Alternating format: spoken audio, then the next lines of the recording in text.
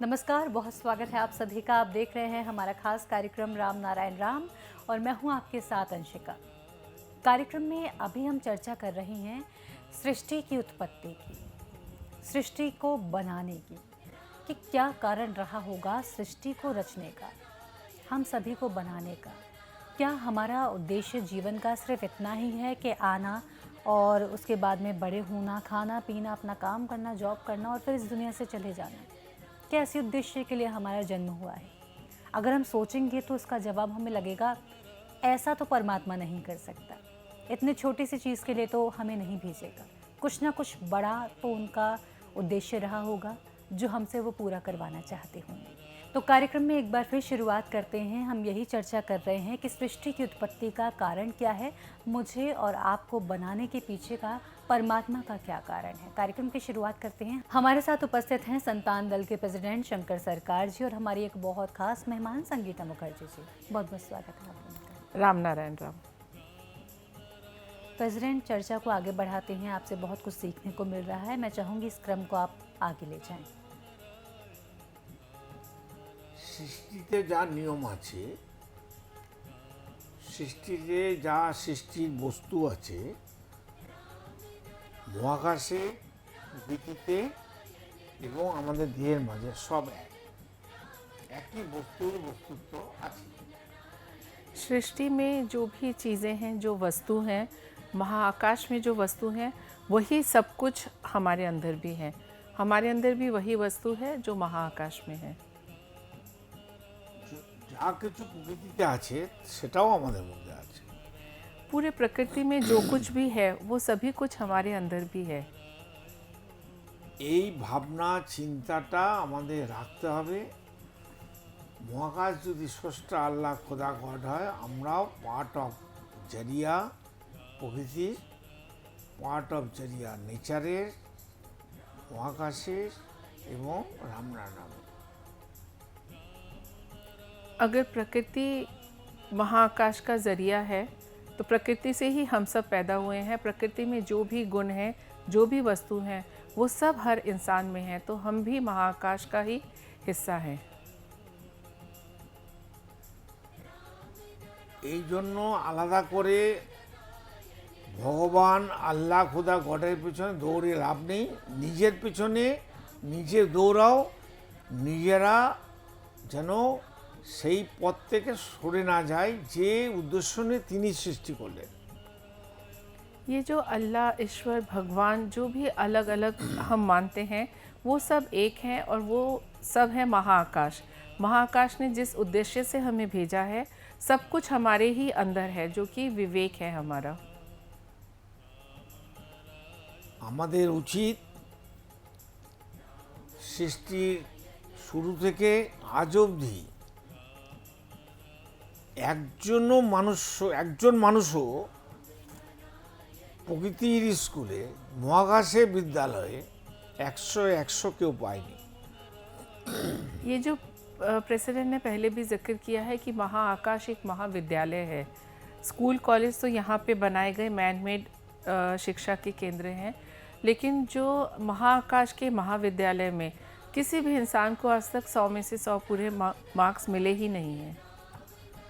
সে ভগবান হোক, পীর পয়গম্বর হোক, যিশু হোক, মিশু হোক, বুদ্ধ হোক, যে কোনো মানুষ যারা ভগবান বলে মানুষ পুজো করছে, এমন একজন ব্যক্তি নেই যিনি 100% নম্বর নিয়ে পাস করেছে, কারণ ওখানে 100 পেলে পাস। ये जितने भी पीर, पैगंबर या भगवान, गॉड जो भी मानते हैं लोग, मैन मेड धर्म हैं, इतने इंसान हैं, इतना धर्म कर्म करते हैं और सोचते हैं कि हम बहुत अच्छा काम कर रहे हैं, उनमें से भी किसी को आज तक 100 में से 100 महाआकाश के महाविद्यालय में प्राप्त नहीं हुए हैं। और वहाँ पे अगर 100 से 100 ही मिलेंगे तो ही आप पास होंगे। এখানে 28 ফেল, 30 পাস, ওখানে 100 পেতে হবে তবে পাস। ये जो मैन मेड जितना भी एजुकेशन सिस्टम है हमारा, वहाँ पे क्या है, अगर 100 में से आपको 28 मिलते हैं तो आप फेल, और अगर 30% या 40% जो जहाँ का रूल है उतने भी मार्क्स ले आते हैं तो आप पास हो जाते हैं। लेकिन महाआकाश के महाविद्यालय में आपको 100 में से 100 लाने ही होंगे उत्तीर्ण होने के लिए।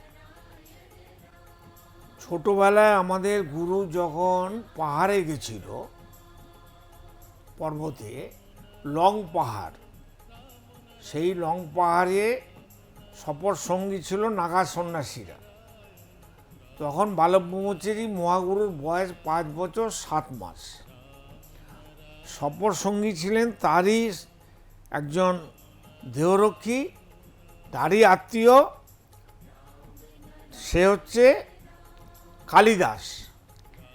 जब कहाँ हिमालय गए थे? लंग पहाड़। हाँ, लौंग पर्वत एक पर्वत है।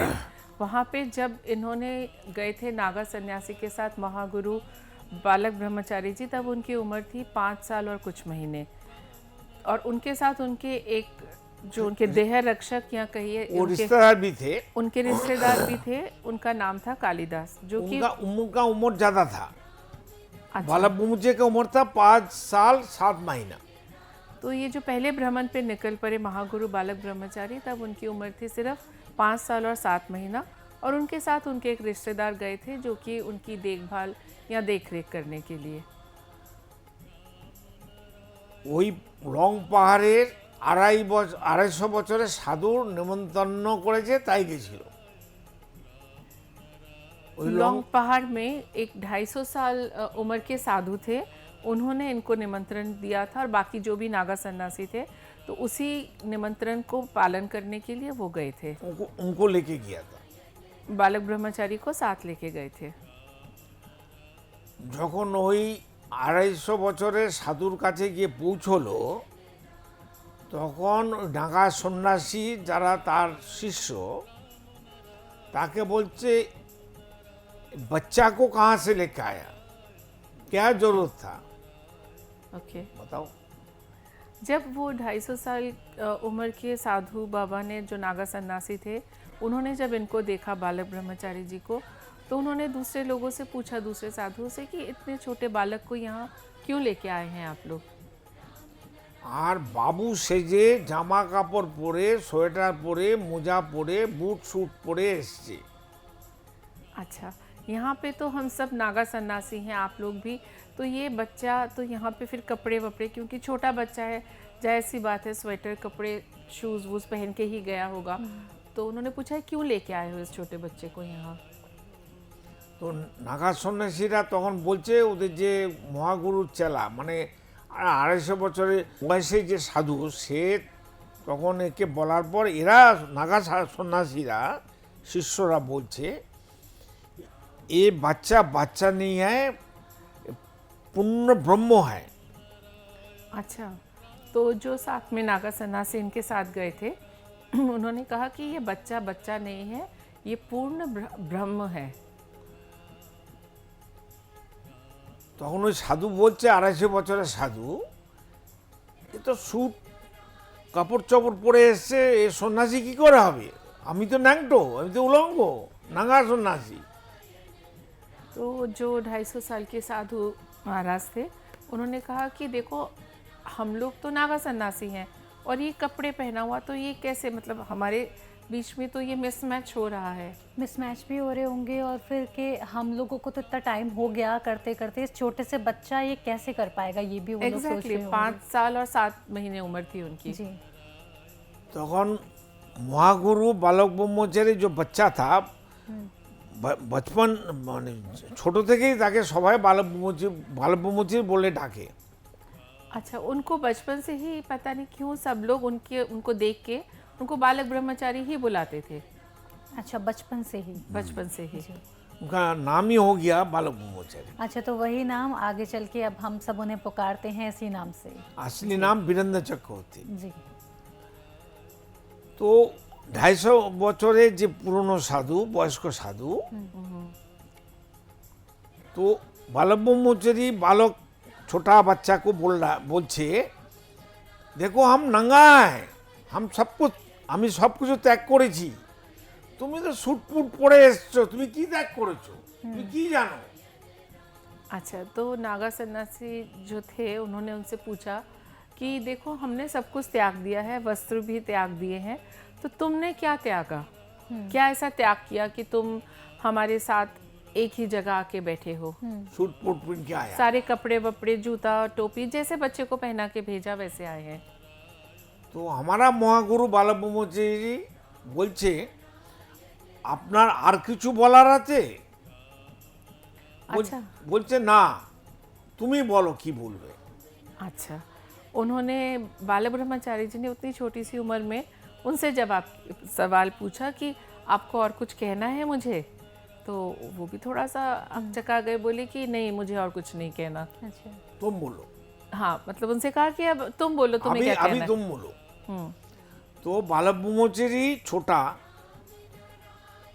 वो बोलছে आपका पीछे जो खाना पाक रहा है মানে যা খাবার বানাচ্ছে কার জন্য, কে খাবে বলো।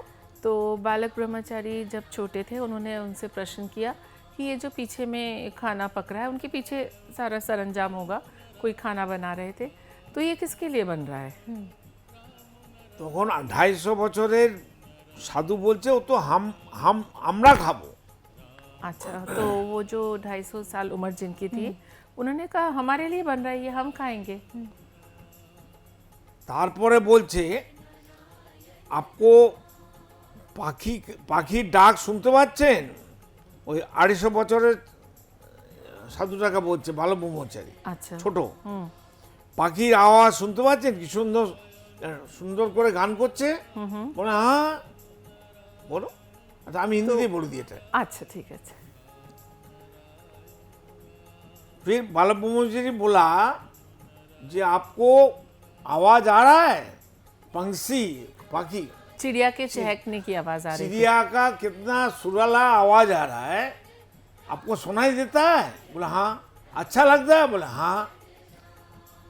बोलते हवा चलता है, देखिए सो सो आवाज हो रहा है, वो भी अच्छा लगता है? बोला हाँ। फिर महागुरु बताया आप बोला आप नंगा साधु है, आपका पास कोई कामना वासना नहीं है, कोई आपका जरूरत नहीं है, तो आपको तो सब कुछ है। বালব্রহ্মচারীকে নিমন্ত্রণ করে 250 বছরের সাধু তার শিষ্যতে দিয়ে নাগা সন্ন্যাসীদের দিয়ে বালব্রহ্মচারীকে নিয়ে গেছিল। তারা শুনেছে বালব্রহ্মচারী সম্পর্কে অনেক কথা, কিন্তু তারা জানে না ওর বয়স কত। अच्छा, तो जब वो जो 250 साल उम्र के जो साधु नागा सन्यासी थे, तो उनके बुलावे पे काफ़ी सन्यासी लोग गए, तो उन्होंने बालक ब्रह्मचारी के बारे में सुना था। अच्छा। लेकिन ये नहीं पता था कि इतने छोटे बालक हैं वो, सिर्फ 5 साल और 7 महीने की उम्र है।